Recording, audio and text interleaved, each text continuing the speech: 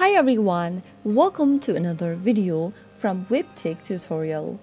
In this episode, I will be helping you learn how to change address on Canstar account.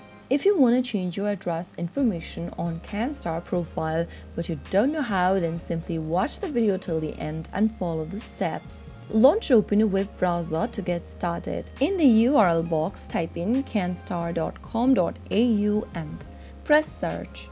Make sure that you are logged into your Canstar account by entering your credentials.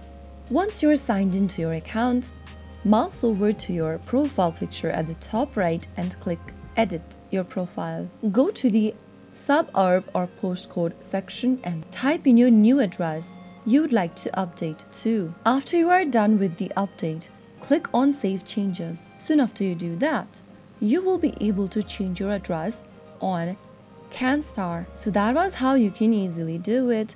If you found the video to be helpful, go ahead and give us a thumbs up. Don't forget to subscribe to our channel by hitting the subscribe button. Also, press on the notification bell so that you'll never miss another upcoming upload from us. I will be back again in the next video. Thank you for watching.